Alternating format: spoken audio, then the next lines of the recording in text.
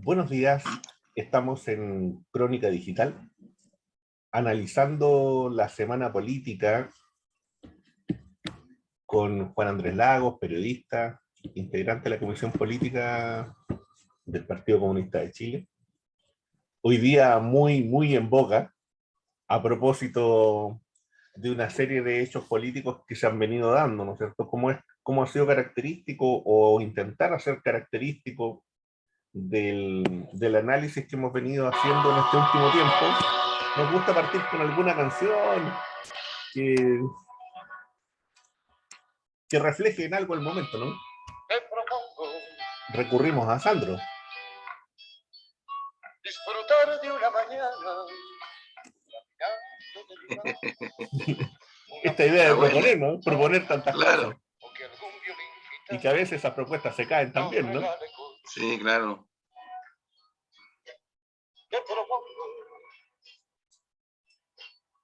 Elegir la cartelera. Está buena. Bueno, en este...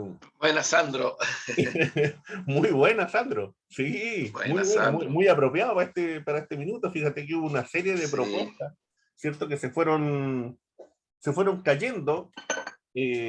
Han habido una serie de análisis. Yo partiría con la siguiente provocación. Yo diría que esta nueva mesa, esta nueva presidencia, esta vicepresidencia, concretiza o tiene que ver con el tema de los tiempos que se están viviendo, ¿no? En el sentido de que conduce una mujer de provincia, ligada al mundo de la salud, pero además de eso, presidenta y vicepresidente no vienen del mundo político conocido. Por tanto, son parte de lo que se vino gestando desde el 18 de octubre en adelante. En esta dimensión, ¿cierto?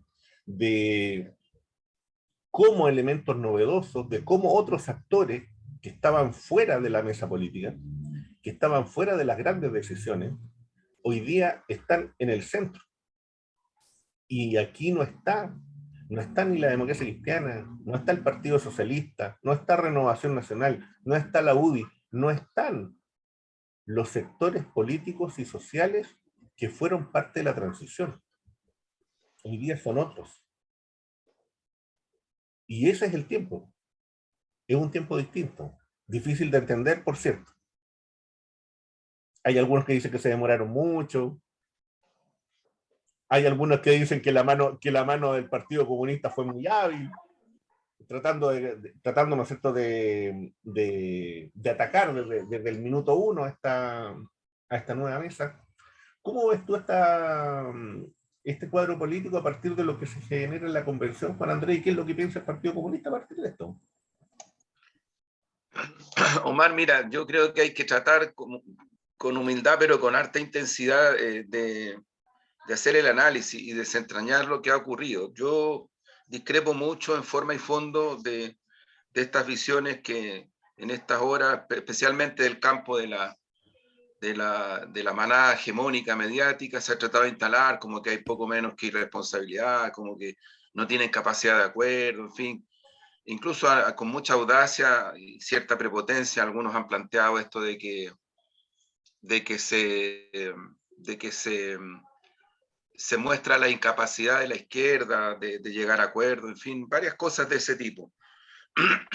Yo creo que todo eso apunta en la dirección de que todos estos sectores lo que buscaron, tú mencionaste a varios, yo también mencionaría a otras fuerzas que provienen del tronco concertacionista, el tronco noventero, del tronco que no quiere aflojar la idea de que hay que superar la democracia, la fatigada democracia representativa, la institucionalidad política actual, las formas económicas, las formas culturales, en fin, todo. Hay que hacer un cambio bastante cualitativo, porque a algunos, como no les gusta ahora ni siquiera a gente de izquierda hablar de radicalidad, entonces, bueno, utilicemos un concepto más de fondo, creo yo, que el cualitativo, ¿no? O sea, que a lo mejor es hasta más fuerte que el de la radicalidad, porque las radicalidades no siempre apuntan en la dirección de las transformaciones profundas, no necesariamente. O sea, radical fue Pinochet, radical también han sido otros.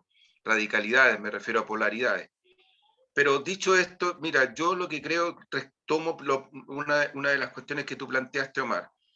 Yo creo que aquí se sigue tratando de neutralizar que llegamos a la constituyente producto de un estallido popular, de una rebelión social, producto de una diversidad, heterogeneidad muy grande, y me parece muy notable que la presidenta de la constituyente sea una persona que proviene de ella misma, lo reivindicó ayer en varias entrevistas. Ella es parte de una asamblea popular en su ciudad, lo reivindicó. Talquina, También, mucha honra. sí, Talquina, sí, mucha claro, honra, sí. claro, pero planteó que es parte de una asamblea popular, no es parte de la élite de Talca, no es parte de la oligarquía talquina, es parte de la asamblea popular, Exactamente. ¿no? Entonces eso claro, eso no lo toma muy en cuenta ni el Mercurio, ni la Tercera, ni otros medios que tratan como de neutralizar esto. Es una mujer que ha ejercido su profesión en el campo popular, en los territorios, desde ahí ha trabajado duro, fuerte. Sus opciones al parecer no han sido el campo de lo privado. De lo privado digo, del punto de vista de lo que es la salud como negocio en este país, o como dice Piñera, un bien de consumo, ¿no? Entonces creo que eso es re importante porque además, ojo, ella es del movimiento Pueblos Constituyentes.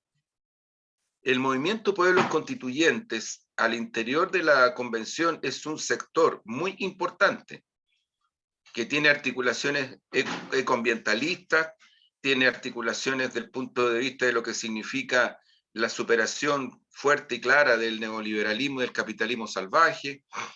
Hay una idea ahí de una nueva economía desde el punto de vista de hecho, ayer también le preguntaron, ella lo reafirmó, ella es partidaria de esta idea de que aquí el crecimiento económico no más, porque con ese concepto estamos destruyéndolo todo, más bien hay que hablar de decrecimiento, ¿no? Entonces, estamos frente a una persona que tiene una construcción y que lo primero que hay que hacer es respetarla, primero.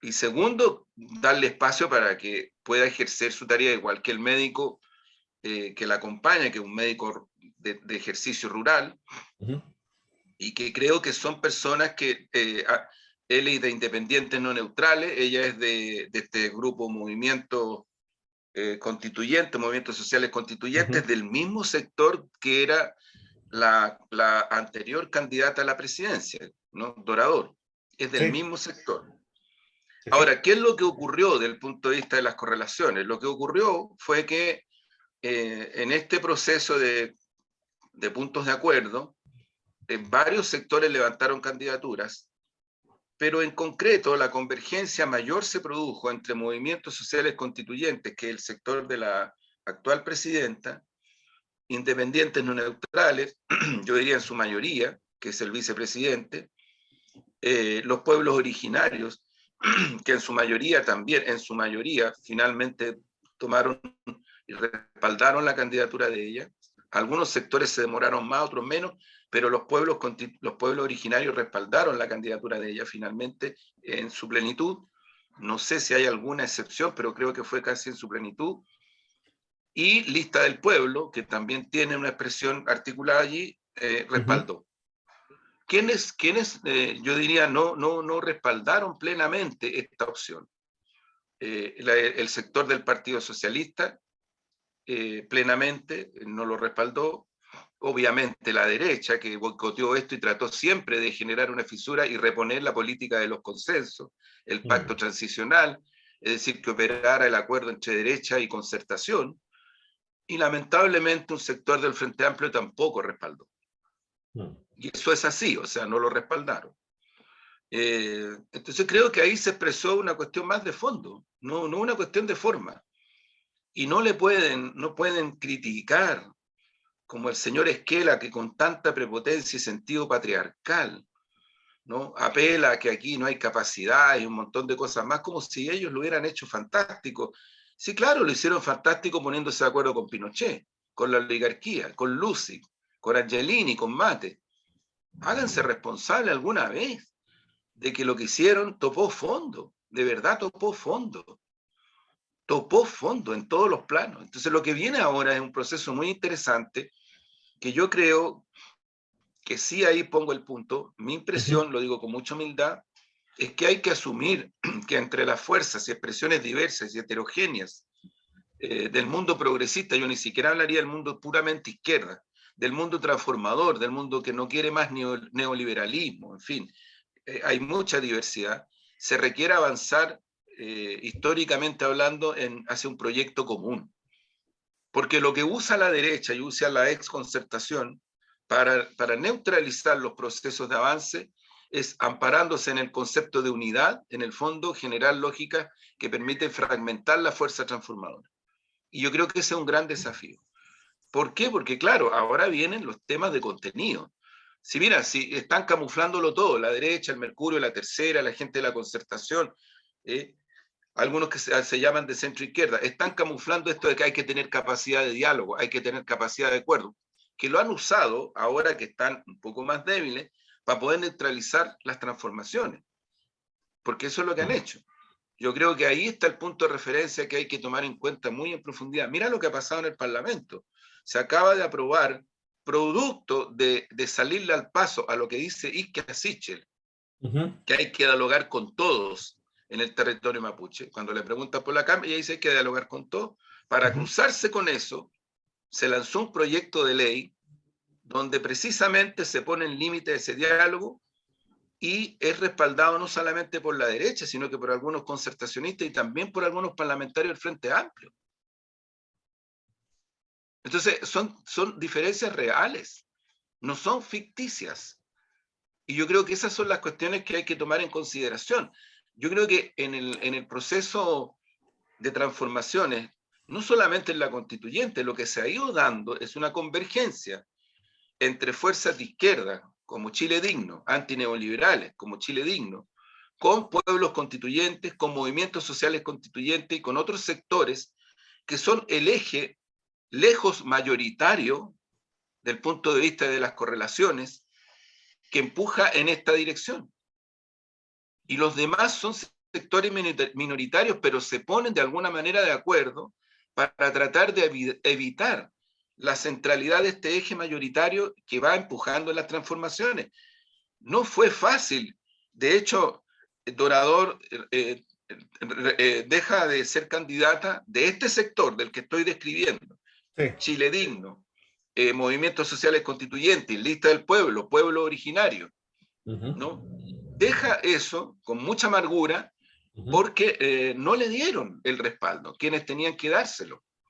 Entonces aquí las cosas son bien curiosas porque, bueno, yo entiendo, la manada mediática usa y abusa de su espacio hegemónico, construye, entre comillas, como dicen ahora, realidades, pero la verdad es que son bien falaces, porque costó mucho llegar a esto, mucho, mucho.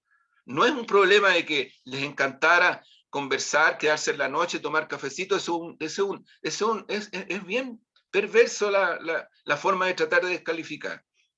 Y yo creo que Esquela representa, y le salió muy bien al paso Elisa Loncón, representa esa figura. O sea, esta gentuza poco menos que no es capaz de ponerse de acuerdo. Nadie dice nada de la élite ni de la oligarquía conservadora y rancia de este país, cuando en el Vaticano se demoran semanas a veces por elegir a un papa. Y los cardenales adentro debatiendo como locos, porque lo que hacen adentro es debatir, ponerse de acuerdo unos con otros. Eso es, hasta que llega el humo blanco. Pero ahí nadie dice nada, no, es que ahí el Papa. Bueno, yo obviamente no guardo las diferencias. En Alemania se demoran semanas y a veces meses en llegar a un acuerdo de gobierno. Exactamente. Entonces ahí el eurocentrismo de la élite de nuestro país, que es muy alta, no dicen nada. Acá se demoraron, ¿qué? 2 días y ya estaban con que la capacidad. ¿Por qué? Te repito mal, porque en el fondo lo que quieren mostrar es que estos sectores no tenemos capacidad de conducir y de empujar procesos. Eso es. Y usan de una manera muy perversa el tema de que se demoran, no son capaces de ponerse de acuerdo, en fin. Por ahí creo yo que hay que... Pero finalmente y en definitiva, yo me quedo con que ha sido un gran paso adelante el que se ha logrado.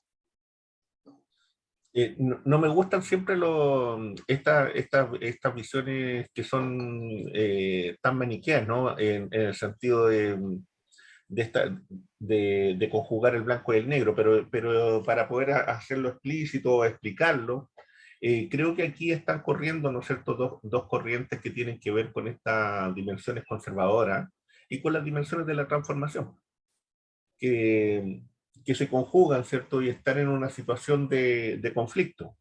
Y eso es lo que mueve y motiva, ¿no? Lo que está ocurriendo no solamente en la convención, sino que lo que ha venido ocurriendo en la sociedad chilena ya hace largo rato. Desde ese punto de vista, hay diversas lecturas que se dan frente a lo que ha venido ocurriendo. Se buscan claves, ¿cierto? Se buscan claves de análisis y en eso hay visiones que son distintas, hay análisis que son distintos, hay diagnósticos que son distintos. Hay algunos sectores, por ejemplo, que plantean y dicen, bueno, de que hay un periodo de crisis, que estamos en un sentido de una crisis más amplia, que en eso nosotros en este programa hemos estado de acuerdo. También se dice, por otro lado, ¿cierto?, de que en realidad esta crisis comienza en el año 2010 y comienza desde el momento en que asume el gobierno Piñera, y algunos sectores vienen y dicen, miren, lo que pasa es que la centroizquierda nunca ha podido aceptar un gobierno de derecha post dictadura. Lo que es una tesis bastante temeraria, por cierto, ¿no? Bastante temeraria, sobre todo cuando ambos gobiernos de Piñera siempre contaron con votos bastante transversales por parte de la vieja concertación. Y bastante temeraria también cuando uno ve la actitud que tuvo la derecha frente al segundo gobierno de la presidenta Bachelet. ¿Cómo ves tú eso, Juan Andrés, frente a esa tesis, ¿no?, que se escucha con Es que cierta regularidad? mira, yo creo, Omar, no sé, yo no sé, siento que aquí se ha perdido este esfuerzo por tratar de hacer los análisis del punto de vista de la objetividad y de la subjetividad también, y se ha finalmente logrado desde la hegemonía política y mediática del posmodernismo una forma del fin de la historia, porque estoy hablando de un posmodernismo, no del posmodernismo de marxistas o de personas que han aportado enormemente desde esa visión, desde ese paradigma. Estoy hablando desde el posmodernismo conservador, reaccionario, Fukuyama, del posmodernismo del relativismo, del cuestionamiento al sentido de la trascendencia, al sentido de la dialéctica de la historia. O sea, estoy hablando desde quienes, cuando cae la Unión Soviética, se terminan los socialismos reales, dijeron aquí se terminó todo, y estoy hablando de sectores que empujaban la socialdemocracia y el socialismo del punto de vista de reforma estructural en todo el mundo, ¿no? Eran fuerzas de izquierda, y que se pasaron prácticamente casi todas al campo del neoliberalismo y el capitalismo salvaje. Eso ocurrió a finales de los 80 y siguió para adelante. Después hay una tercera vía que en nuestra región, perdona la expresión, dejó la cagada. O sea, la tercera vía es la miseria generalizada en Argentina. La tercera vía es la crisis de pobreza de Toledo en Perú. Y la tercera vía es Lago Escobar en Chile, con la concertación, con toda la secuela que dejó. Y la tercera vía se acabó muy rápido en su origen, que era Europa. Se acabó demasiado rápido porque se dieron cuenta que se estaban metiendo en una situación muy compleja. Estado de bienestar mediante, porque ojo, para que seamos realistas, el estado de bienestar en Europa no lo mantienen precisamente las oligarquías políticas y económicas de esos países. Faltó decir con con invasión a Irak mediante. Claro, el estado de bienestar en Europa lo mantenemos nosotros, pues, los pueblos de nuestras regiones. Oye, ¿alguien se ha preguntado Enel? ¿De dónde viene Enel? Es una transnacional italiana, pero del Estado italiano. O sea, el Estado italiano, de alguna manera, porque en otras cosas no, todavía mantiene cierto estado de bienestar para su pueblo, pero para afuera nos saca la cresta, pues. Y de ahí vienen las tasas enormes de ganancia, pues. Y Enel está asociada en Chile con la Shell, que en Chile, la Shell, que es otra transnacional de origen norteamericano, la controla completamente el grupo Lucy. Entonces, a ver, esas son realidades, porque nadie puede desmentir lo que estoy diciendo. Son hechos. Aquí lo que ocurre es que por sobre los hechos se instalan opinologías, interpretaciones muy válidas, pero que, bueno, lo tuyo es tan válido como lo mío. Entonces viene la lógica posmoderna del pacto transicional, que yo lo he escuchado mucho. Pongámonos de acuerdo sobre la base de qué es lo que es la certeza a la cual podemos llegar. Entonces, cuando tú tienes ese punto de referencia, liquidaste la posibilidad de la transformación, si ese es en el fondo el tema. Eso es lo que liquidaste. Yo creo, Omar, que lo que tú dices tienes mucha razón y es muy profundo. Es muy profundo porque al negar la capacidad de un sector de la sociedad, como la izquierda o las fuerzas antineoliberales, o que no tenemos ninguna inhibición y no nos acomplejamos en decir que sí, nuestro objetivo sigue siendo el socialismo. No tenemos ningún complejo en eso, no tenemos ninguna inhibición. No estamos de manera oportunista diciendo, no digamos eso ahora porque no sé qué puede pasar, digámoslo más adelante. Porque esas cosas han costado muy caro en los procesos de emancipación en todas partes del mundo. En todas partes del mundo. O sea, las fuerzas transformadoras somos fuentes transformadoras porque tenemos que dar un debate ideológico para efectivamente demostrar y dar los elementos por eso. Pero no podemos dejar de desarrollar la conciencia posible y la conciencia real sobre la base de que eso es lo que los pueblos tienen como... Mira, si hay algo, el otro día leía una entrevista muy interesante de la presidenta del Senado de Bolivia, una compañera de izquierda, y ella decía que tal vez una de las cosas que el proceso boliviano tiene que asumir autocríticamente, oye, estamos hablando de un proceso que paró un golpe, que con martiriología, que con crímenes paró un golpe, los trataron de destruir enteros, hay centenares de asesinados, y aquí hay sectores de la concertación y la derecha que respaldan a la golpista y piden su libertad. Eso es, piden su libertad y la victimizan, como si fuera una persona, una santa paloma, cuando ella encabezó un golpe que provocó centenares de muertas y muertos en Bolivia. Y eso lo pararon, impusieron elecciones, ganaron la elección. Y ahora siguen su proceso emancipador. ¿Qué es lo que decía la presidenta del Senado boliviano, una compañera? Decía, tal vez una de las cosas que tenemos que evaluar es que los procesos con las características que tiene el nuestro tienen que profundizar todavía más las transformaciones sociales. Fíjate, que es más o menos la misma conclusión política de fondo a la que está llegando el movimiento emancipador brasileño.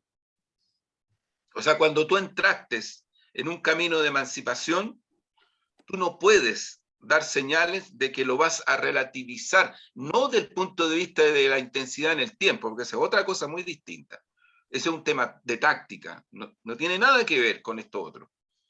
Pero si cuando tú dices de que vas, por ejemplo, a cambiar el sistema de pensiones y a poco andar, como lo hizo la concertación durante todo este periodo, al final lo que termina haciendo es reafirmar el sistema de acumulación de ganancias de la AFP, no le pidas a la gente que te crea.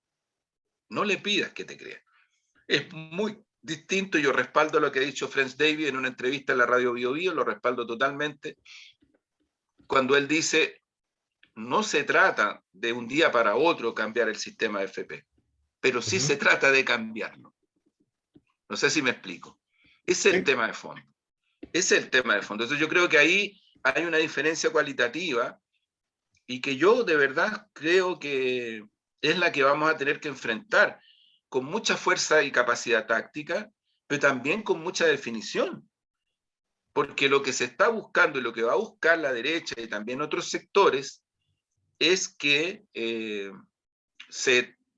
a ver, para ellos estratégicamente, el logro es que la ciudadanía que votó tan mayoritariamente por Apruebo Dignidad y por su candidato presidencial, Gabriel Boric, vea que nosotros no vamos a hacer finalmente lo que dijimos que íbamos a hacer. Porque esa es una credibilidad estratégica que en Chile prácticamente todos los sectores políticos la han ido perdiendo. Todos. No hay ninguno que no haya perdido credibilidad producto de esto. no hay ninguno.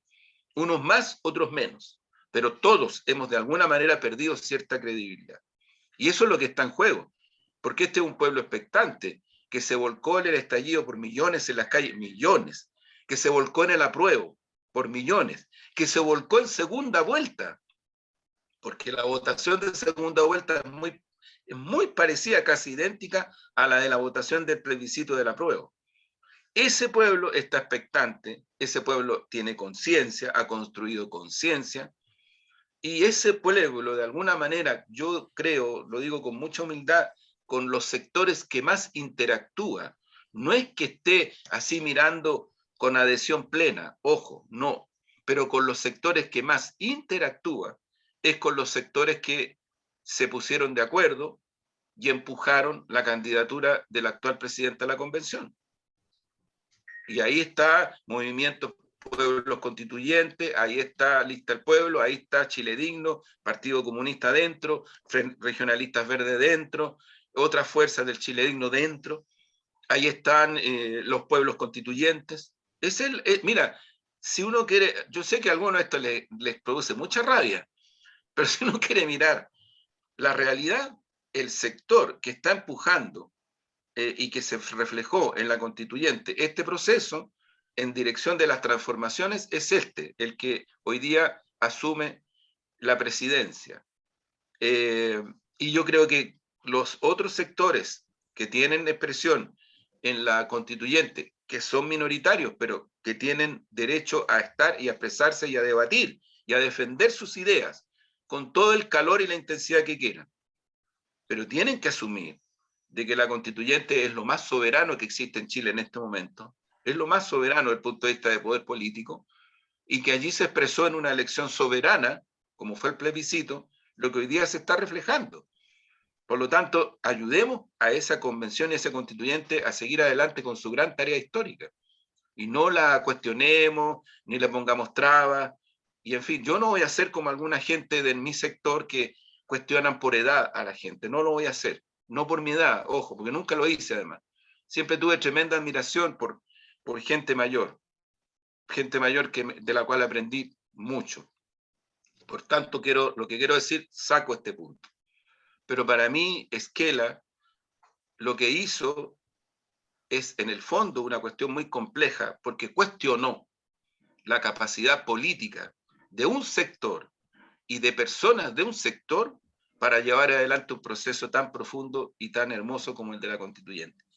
Y yo siento que él con eso expresó lo más malo de este periodo del pacto transicional, que develó, que delegó en personalidades, en fin, que relativizó, que contuvo al pueblo, en fin.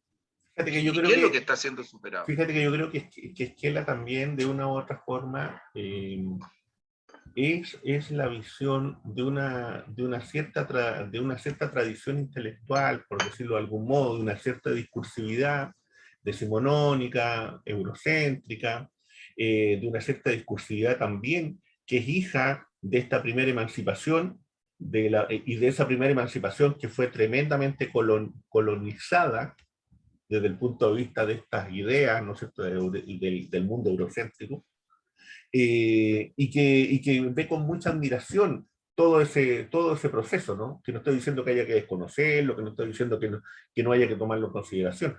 Lo que estoy diciendo es simplemente que estamos en un minuto o estamos en un momento histórico en donde pareciera que las segundas transformaciones están instaladas en ciertas mentalidades o en ciertos sectores políticos a través de América Latina.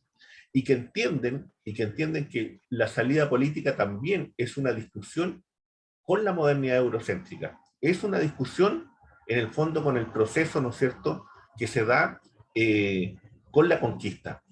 Y con la conquista no solamente en términos materiales, sino que con la conquista también en términos intelectuales, en términos discursivos, en términos lingüísticos.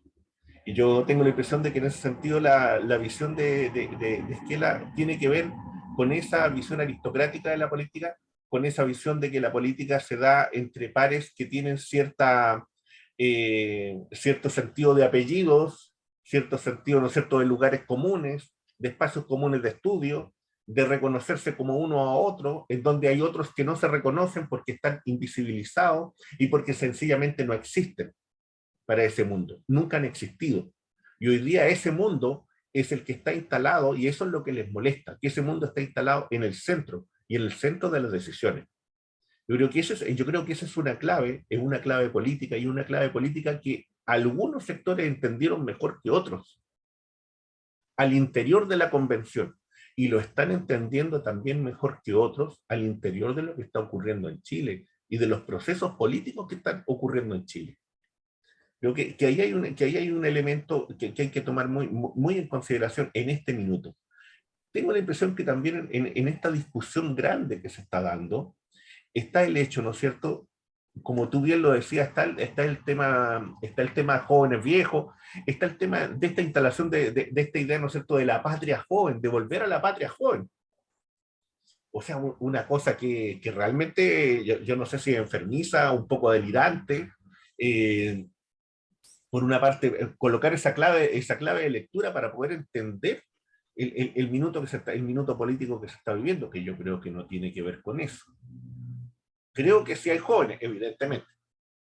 Creo que sí hay mujeres, evidentemente, pero una cosa es eso y otra cosa es querer asimilar a la patria joven y a los errores del proceso de la patria joven, que terminó en Mapu, que terminó en Izquierda Cristiana, que terminó en un desastre tremendo. No hay que ser muy, hay que leer un poquito de historia de Chile, ¿no? Para darse cuenta de lo que, a dónde se fue con eso, y que en definitiva la democracia cristiana cometió el gran error de su vida, de creer que la votación que tenían era votación de ellos. Que puede ser el error que también que pueda cometer hoy día, ¿no es cierto?, algunos sectores que creen que porque Gabriel Boric gana, significa que su voto es completamente de ese sector, y es más amplio que eso. Es más amplio que eso, y en eso paso a una pregunta. Fíjate que hay sectores que plantean que el gran clivaje que existe hoy día en Chile es todavía dictadura-democracia. Es todavía la herencia dictatorial, ¿no es cierto?, con el proceso, ¿no es cierto?, que significó la salida de la dictadura, y que pareciera ser que eso está todavía en el centro y gravita en el centro de la política chilena. Incluso algunos vienen y dicen, mira, en realidad el resultado de esta segunda vuelta es muy parecido al sí y el no. Casi idéntico. ¿Cómo ves tú eso? Es una discusión académica, pero que tiene también una convergencia dentro de lo político directo, ¿no? Estoy pensando en la lógica, ¿no es cierto?, de que estamos viendo escenarios, y para eso hay que tener un diagnóstico.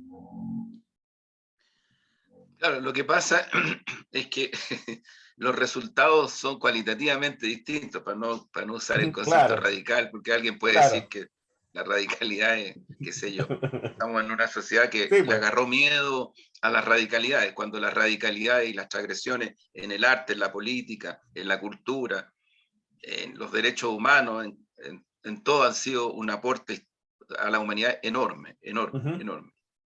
Yo creo que una de las cosas para personificar que ha aportado enormemente a la lucha por un medio ambiente, por una pervivencia de la humanidad, porque estamos hablando de esa manera, es la radicalidad de personas tan distintas como el comandante Fidel Castro, que denuncia el peligro de un género, una humanidad en peligro de extinción, en una reunión en Río de Janeiro, en Brasil, en la década de los 90, si yo no me equivoco, donde habla del peligro de extinción de una especie, dice.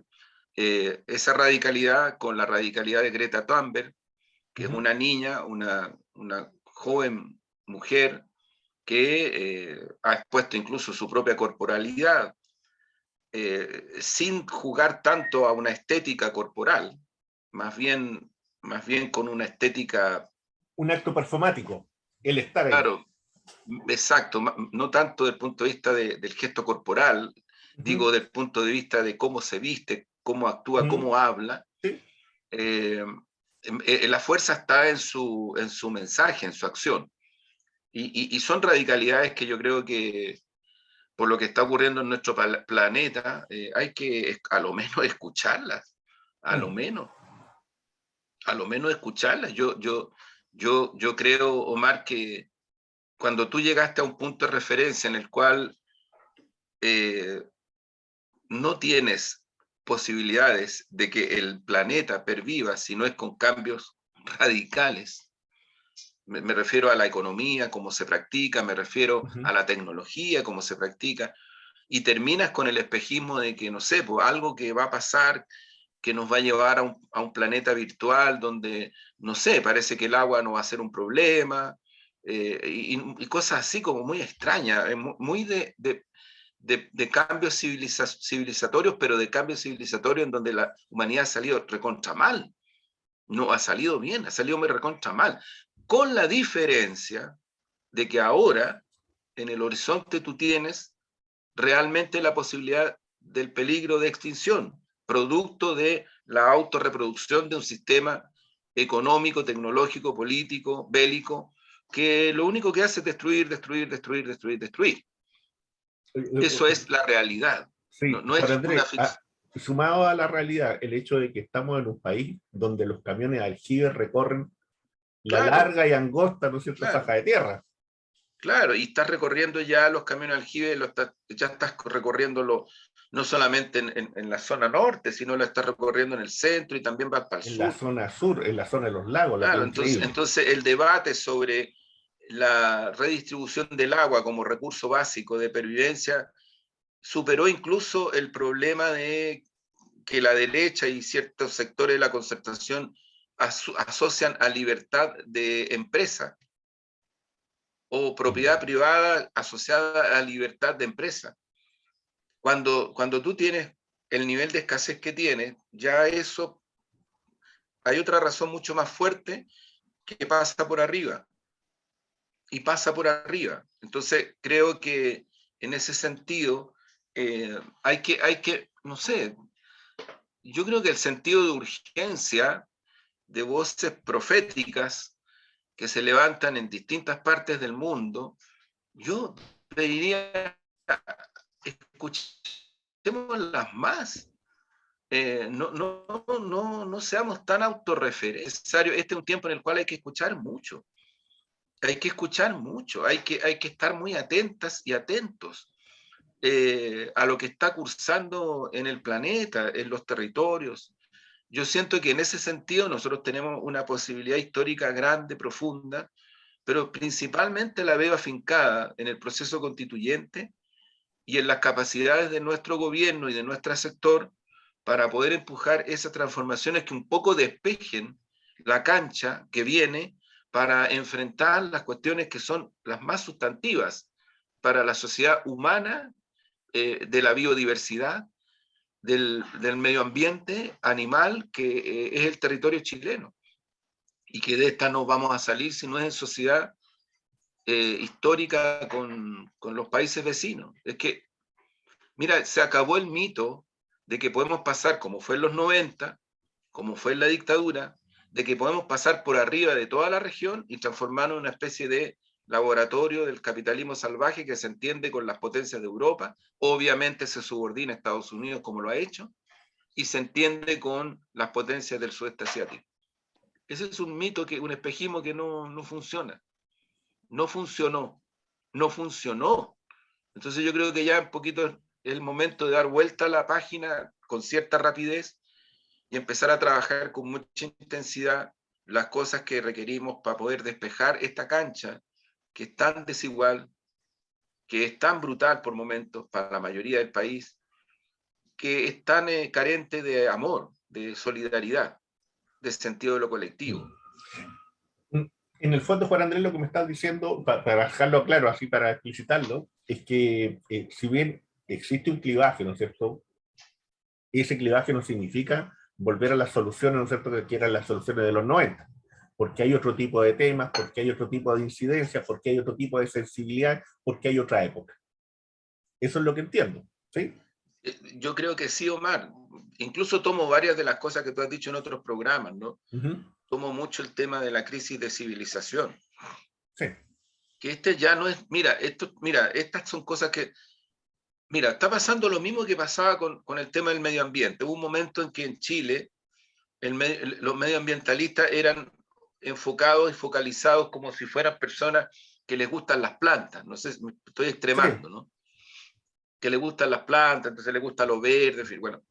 Y era como una especie como de, también de descalificación a ese mundo, a esas personas, a esos colectivos, que tempranamente empezaron a luchar porque tomaron conciencia antes que muchas y muchos de que el medio ambiente es algo, como dice muy bien Rodrigo Mundaca, no finito. No es infinito. No es infinito.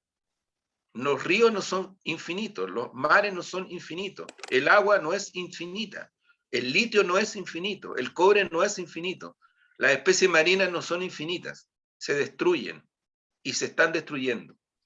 Entonces yo creo que ese mundo que tomó conciencia antes y empezó a abrirse camino con mucho sacrificio. Yo te voy a decir, aquí en Chile hay asesinatos que están impunes de activistas medioambientalistas. Y están impunes, es como que ocurrieron y todo el rumor social fueron sicarios y ahí se quedó. Y ahí está. Bueno, las comunidades mapuches, la mayoría, que luchan más radicalmente, este aspecto de lo medioambiental es radical. Yo he puesto varias veces como ejemplo el lago Yeuyeu. Sí. Si el lago Yeuyeu es el menos contaminado de todo el país, es porque ahí, no mayoritariamente, pero por lo menos una parte muy importante del lago, administran, controlan las comunidades y instalan su forma de pervivencia. Y su forma de pervivencia es que ellos no tocan, ellas y ellos no tocan el medio ambiente, no lo tocan, conviven, pero no lo tocan, no lo intervienen, no cortan árboles, no cortan ramas, no meten lanchas con aceite en el lago. Pescan, si es que, ojo, porque entonces tú puedes decir, bueno, pero es que eso es mucho. Bueno, pero si estamos hablando de eso, o sea, yo viví en Arica en la década de 60, 70, y había dos playas que se llamaban la playa Las Machas Grandes y Las Machas Chicas. Estaban llenas de machas. Centenares de ariqueñas y ariqueños se volcaban con sus sacos a sacar machas, así unas machas enormes, preciosas. Se acabaron, no existen. En menos de 30 años se acabaron. ¿Y tú sabes por qué se acabaron? Porque llegaron las empresas japonesas con unos barcos que chupaban así como que chupan todo, chupan todo. Entonces se llevaron las machas pequeñas, las machas grandes, se llevaron todo y se acabaron las machas. La dictadura sobre ese tipo de cosas. ¿Qué ha pasado con una biodiversidad de peces, de mariscos en este país? Lo mismo. Lo mismo. Agrégale que hay una contaminación muy fuerte. Entonces, claro, lo que ha ocurrido es que de ese nivel de personas y de colectivos que hace algunas décadas comenzaron a luchar a contracorriente y que les costó mucho, hoy día el tema medioambiental, por decirlo de alguna manera, en el mundo y en Chile adquiere una gravedad tremenda. Por lo que conversábamos, porque ya tú tienes problemas de agua en Santiago. Aquí en Santiago ya se están acabando definitivamente las napas. Los estudios de la Universidad Católica mostraban hace unos años atrás que le quedaban unas décadas a las napas en Santiago. Y si se acaban las napas, Sí. Entonces lo que quiero decir con esto es que no es... Y un factor que aporta las napas es tener, ¿no es cierto?, árboles y ciertas características. Claro, ya no es alarmismo, ya no es que haya un sector radical, extremo, nada de eso, que simplemente lo que está ocurriendo en nuestro país, para no irnos a otro país, es lo que está ocurriendo, es la realidad. Y ante eso, tú tienes que intervenir para evitar el colapso, más que ninguna otra cosa. Y los colapsos no se evitan con medidas que finalmente terminan, yo diría, favoreciendo casi siempre o siempre a los sectores depredadores. Con las hidroeléctricas en este país ha pasado lo mismo. El Salto del Laja, el río Laja, no bajó tremendamente su dimensión de agua por metro cuadrado, producto de algo que fuera distinto a lo siguiente, es que más arriba se construyó una hidroeléctrica. Sí. Entonces tú tienes intervención directa, además con conceptos cortoplacistas, que al final lo que están buscando es que, bueno, si cuando se acabe el agua, se acabe, no sé, se acabará y me iré a buscar otro negocio a otro lado. Y punto. Y punto, ¿eh? No hay otra reflexión. Tal vez esto puede ser muy angustiante comenzando el año, pero ¿sabes lo que pasa, Omar? Que son realidades. Sí, Si es el sí. tema, son realidades. Oye, Juan Andrés, y hablando de este tema de la realidad, porque hemos ido tocando, ¿no es cierto?, el tema de la macropolítica, por decir así, de las discusiones profundas de lo político, y llevándolo ya al terreno de la aplicación directa que tiene que ver con la gobernabilidad, que tiene que ver, ¿no es cierto?, con estos espacios de distribución de poder, que tiene que ver con estos espacios que la gente, bueno, nota y distingue. ¿Cómo va la conversación, o qué sabes tú de las conversaciones que se están dando en torno a definir, ¿no es cierto?, los nombres para ministros, los nombres, ¿no es cierto?, que tienen que ver con esta articulación del Estado y del nuevo gobierno. ¿Cómo va eso? Yo creo, Omar, que ese es hay formas de enfrentar eso. Yo creo que la mejor forma de enfrentarlo, creo yo, que es profundizando la soberanía popular. Es decir, la participación popular, el protagonismo popular. Si hay algo súper interesante que está ocurriendo en Chile, es que los sujetos populares están incluso más adelante que los sujetos políticos. Y eso, en los procesos de emancipación, en vez de ser una debilidad, es una tremenda fortaleza.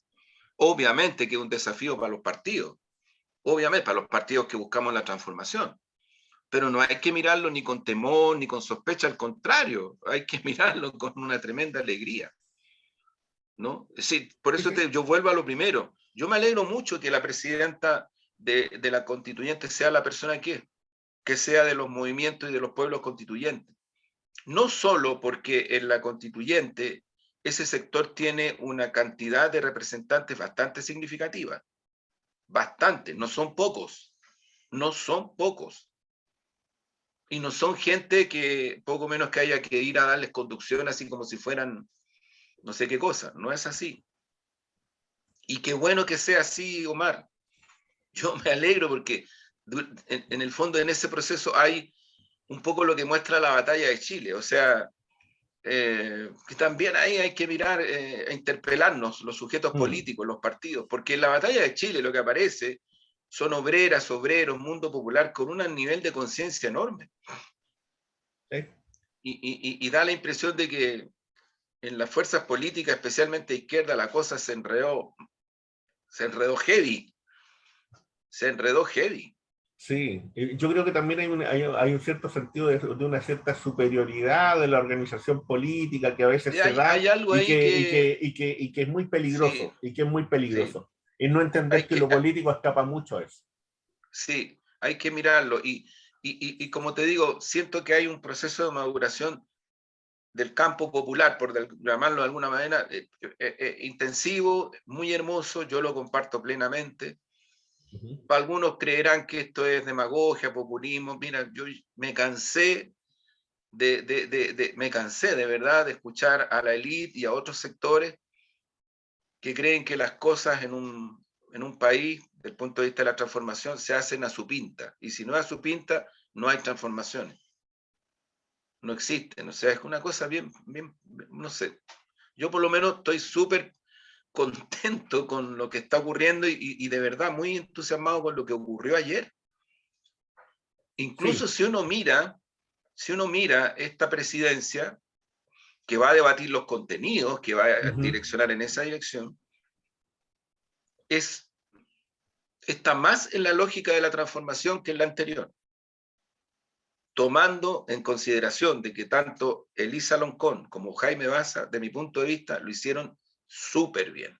Sí. Súper bien. O sea, yo creo que jugaron un papel, con toda humildad lo digo, pero que va a pasar a la historia, porque lo jugaron bien. Uno puede discrepar de cosas en forma y fondo, pero de verdad creo que hicieron un papel desde el punto de vista de las personas que encabezaron, ellos, ellas y la directiva, la presidencia, la vicepresidencia, bien, porque recibieron mucho Sí. ataque. Yo te diría que desde el Recibieron punto de mucho vista de lo ataque. simbólico también muy fuerte. Desde lo simbólico Sí, también muy fuerte. Muy fuerte. sí, sí. Muy fuerte. Así Bueno, que, Mar, bueno, estamos llegando al final del programa, pues. estamos llegando Y al final. ¿Hay estamos llegando al poema? final Hay del poema. programa. Sí, hoy día sí hay Bien, poema. Hoy día sí hay hay poema poema. Hoy día hay poema porque... Sin poesía no hay vida. Claro, sin poesía no hay vida. Hay un poema que escribí hace harto tiempo, ¿ah? Y que lo resucité ahora a propósito de esta muchacha que es de los barrios de Talca, que Ah, qué estudió, bueno. que estudió en el LAM, ¿no? En un liceo que antiguamente se llamaba Liceo de Hombres y que después pasó a ser Mira, el Liceo A número 8. sí, pues, Y ahora letra se y llama, número. el Liceo Abate Molina, que queda entre las Ya, 5 y las 6 Oriente, con 4 Norte, en lo que es la Alameda, que bien. mirando hacia el poniente te lleva al Río Claro. Ah, mira, Muy bonito ese paseo. sí. El texto se llama Incitación a mi barrio Edén. Te lo escribí por ahí por el año 91-92. Las redes originarias de los años cruzan la encrucijada de las estrellas. Las paredes descascarándose me hablan de infancias descarriadas en el paraíso y la Chento, donde la tarde nos espera. Ahora todo se cubre de cemento en calle Balmaceda y el olor del vino extravió su hálito. El canal que cruzaba el patio lo han secado. Los paltos, los granados se perdieron en alguna chimenea. La tierra entumece las mañanas de mayo, pronunciando su destierro. Y temo que tu huella y mi huella no sean sino la corrupción de la memoria y el barrio, una labor curiosa de especialistas dispuestos a rescatar trozos de la patria. Bravo. Gracias, Omar, por el poema. Hermoso. Ya pues, Ya pues, mira, se me perdió aquí ¿cómo se llama este? Se me perdió Sandro, pero bueno, ¿qué le vamos a Sandro. hacer? Pero aquí yo creo que los que nos ven y los que nos escuchan pueden tararear a Sandro. Claro, Lo pueden deben, lo tararear a deben tener Sandro, pueden ir en su registro pueden seguir, ¿no es cierto?, en su registro de oído esta de idea emociones. Sí, esta idea del te propongo. Si te propongo está muy bonito. está buena. Nos vemos. Nos vemos, Chao, Omar, chao. que esté muy bien. Un abrazo. Chao. Chao, Chao, chao. chao. Chao.